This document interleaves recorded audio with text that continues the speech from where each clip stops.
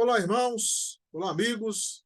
Que a graça e a paz do nosso Senhor e Salvador Jesus Cristo esteja no coração de cada um de vocês. Eu sou o pastor Edson Gonçalves e eu quero desejar a você e a sua família um dia abençoado na presença do Senhor. Nós estamos iniciando neste momento a leitura comentada dos textos da Palavra de Deus que estão nos 5 primeiros livros da Bíblia, conhecidos como Pentateuco na cultura cristã ou Torá na cultura judaica. E nós estamos iniciando o livro de Deuteronômio ou Devarim, no capítulo 1 até o capítulo 3, versículo 22. Se você ainda não é inscrito no nosso canal, seja bem-vindo. Se você gostar deste conteúdo, deixe o seu like, o seu joinha, o seu gostei, inscreva-se nesse canal e compartilhe este vídeo com todas as pessoas que você conhece. Se você já é inscrito, mais uma vez, muito obrigado pela tua presença, seja bem-vindo e vamos então iniciar a nossa leitura desta semana.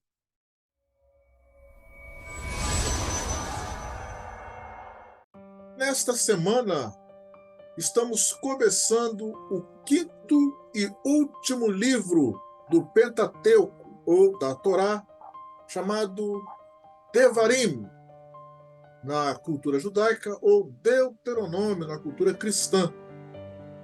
E é considerado pelos rabinos judaicos, eles chamam de Mishneh Torá, ou revisão da Torá.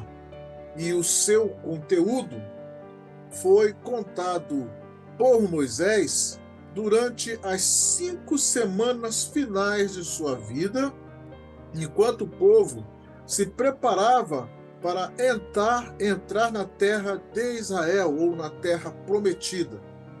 E neste livro, Moisés explica e comenta muitas das ordenanças previamente entregues ao povo e outras que vão aparecer aqui no livro pela primeira vez.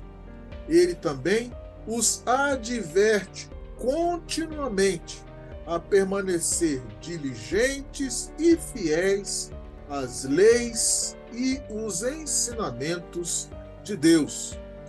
A porção, ou paraxá, ou texto que nós estamos estudando nesta semana, começa com a censura que Moisés fez a respeito dos numerosos pecados e rebeliões que aconteceram durante os 40 anos em que o povo esteve ali no deserto. Prossegue, então, relatando vários dos incidentes que foram mais significativos que ocorreram com o povo judeu no deserto, lançando uma luz sobre as narrativas prévias da instrução da lei do Senhor.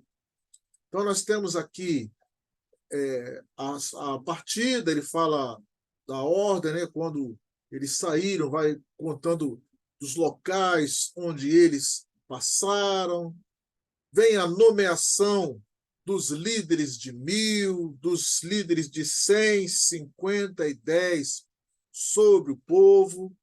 Tem também aquela malograda missão dos espias, né, dos espiões, 10 dentre os 12 homens enviados para vigiar a terra, voltaram com uma mensagem negativa, com um relatório negativo. E isso provocou uma rebelião no povo por falta de fé em Deus. E aí o próprio Deus condenou toda aquela nação a vagar pelo deserto por 40 anos. Tempo que fez com que aquela geração que não creu em Deus morresse naquele deserto. No capítulo 2, nós encontramos Moisés relatando ainda a peregrinação deles durante os 40 anos, contando diversos episódios que marcaram a vida naquele período, sejam bons episódios ou coisas ruins. Para aquela geração que só conheceu Deus ali no deserto, né? Porque nesse momento eram os filhos daqueles que não creram em Deus. Então foi um momento de recordação e descoberta das obras do soberano e Senhor deles e nosso. Teve os milagres, as vitórias nas batalhas, as perseguições dos outros povos, as consequentes vitórias, às vezes, de alguns povos ali, né? E estas vitórias muitas vezes serviram para doutrinar o povo. No capítulo de número 3, nós encontramos a narrativa, continuando ainda, dos 40 anos do deserto, e encerra com a divisão da terra prometida, pois eles estavam acampados bem próximo ali de atravessarem o rio Jordão e aí alcançarem a terra prometida.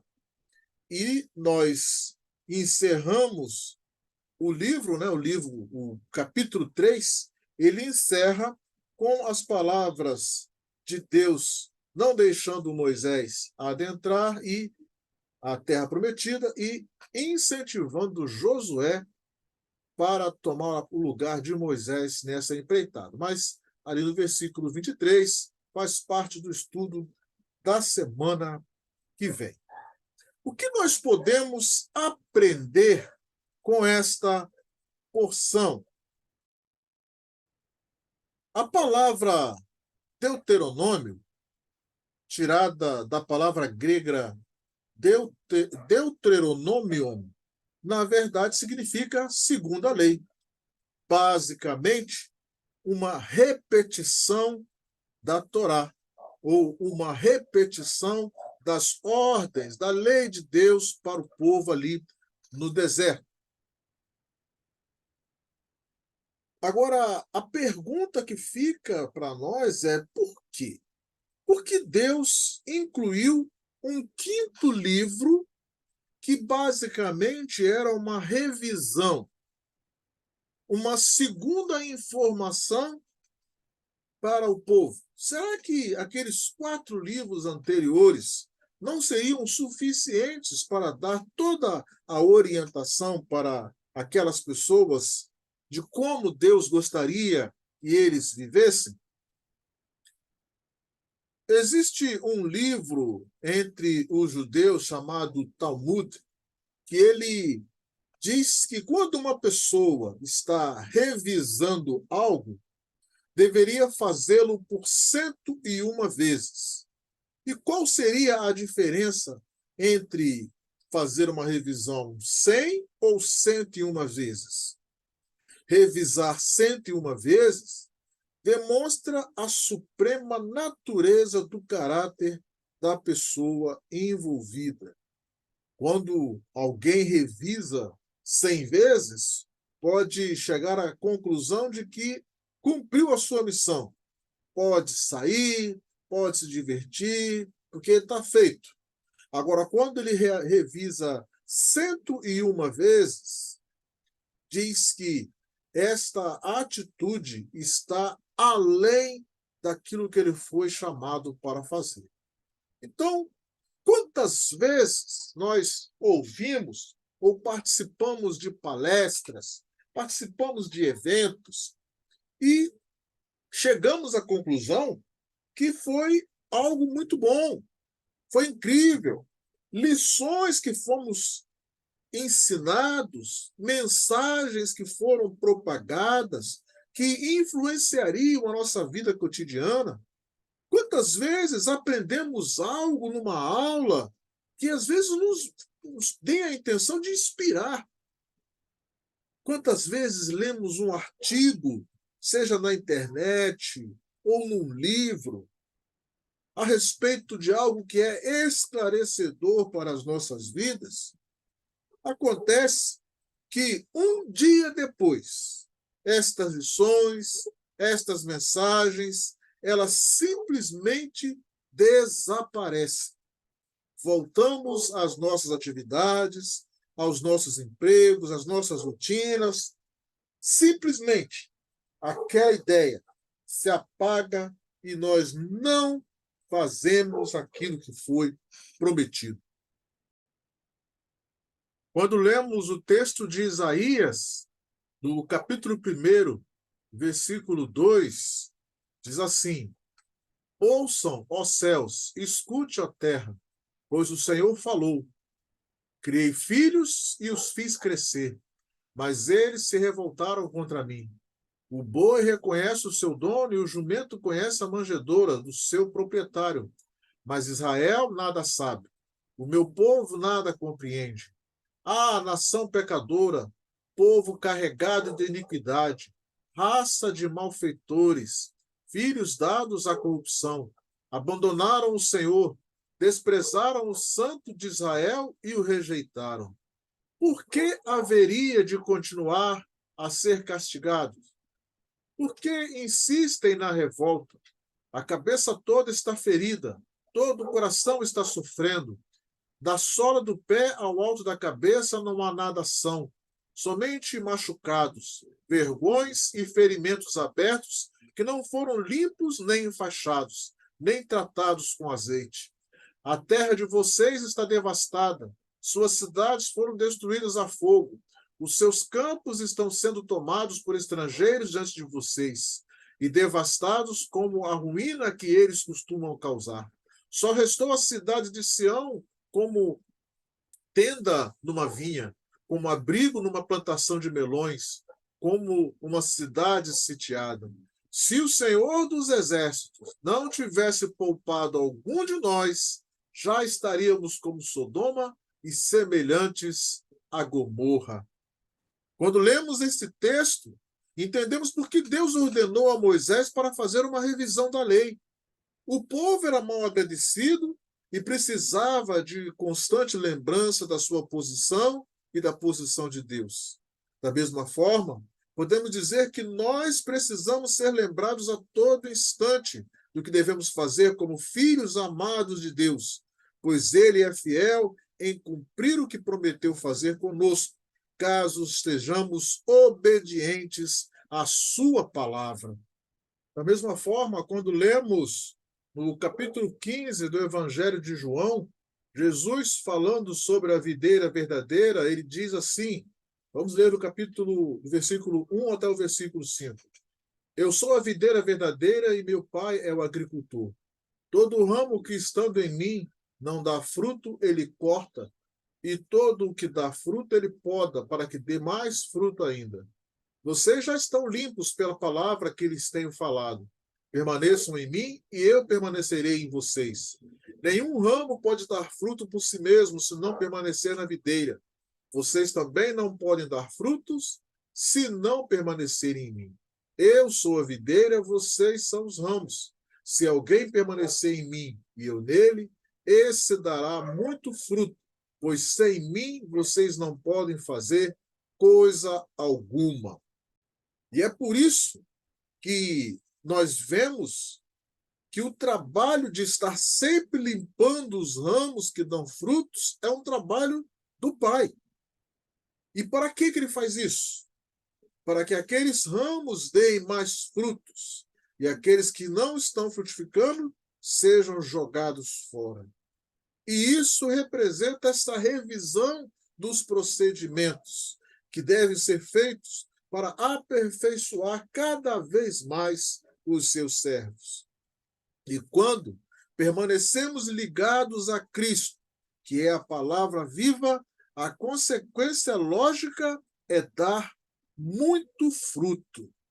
Em Hebreus capítulo 3, versículos de 7 a 15, diz assim a palavra de Deus: assim como diz o Espírito Santo, hoje, se vocês ouvirem a sua voz, não endureçam o coração como na rebelião durante o tempo da provação no deserto, onde os seus antepassados me tentaram, pondo-me à prova, apesar de, durante 40 anos, terem visto o que eu fiz.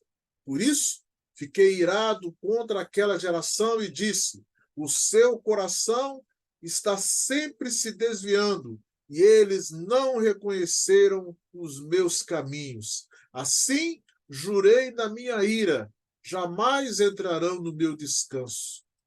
Cuidado, irmãos, para que nenhum de vocês tenha coração perverso e incrédulo, que se afaste do Deus vivo. Ao contrário, encorajem-se uns aos outros todos os dias, durante o tempo que se chama hoje, de modo que nenhum de vocês seja endurecido pelo engano do pecado, pois passamos a ser participantes de Cristo desde que, de fato, nos apeguemos até o fim à confiança que tivemos no princípio. Aqui neste texto está o coroamento da lição desta porção que nós estamos estudando de Devarim, ou Deuteronômio. Não endureçais o vosso coração. O povo no deserto endureceu o coração contra o que Deus falou que faria com eles.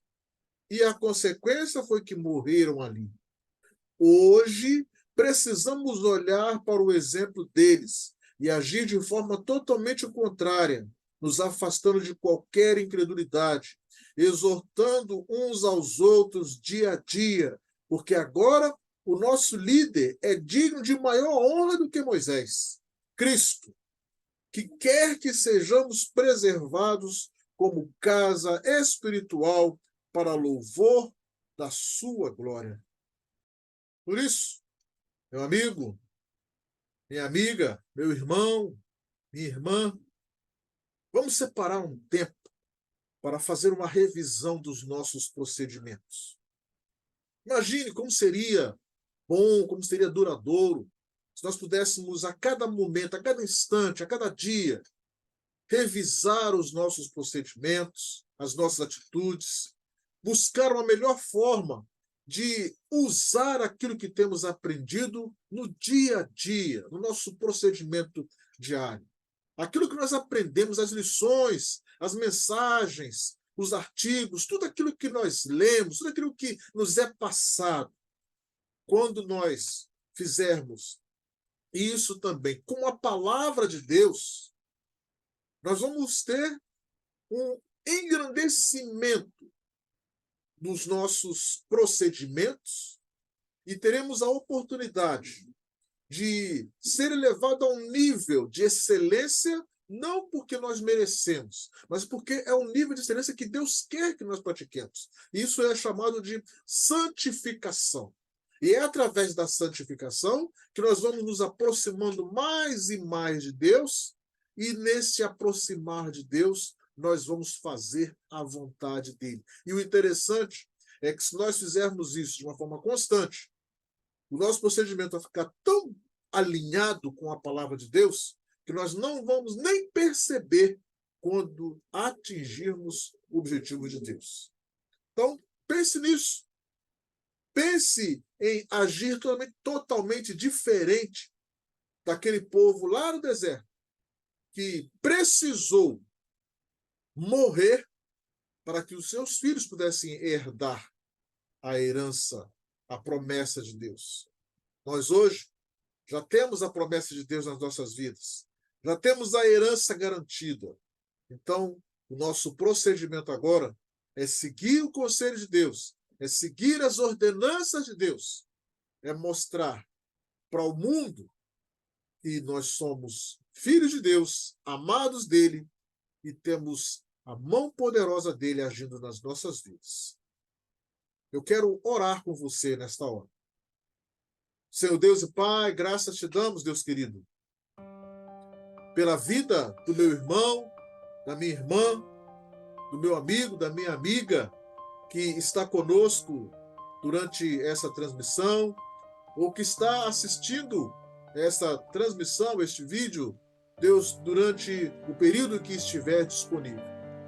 Que as nossas vidas possam servir de exemplo para pessoas que não te conhecem, mas que o nosso procedimento possa, a cada momento, a cada instante, ser revisado, ser modificado se alguma coisa não estiver funcionando bem.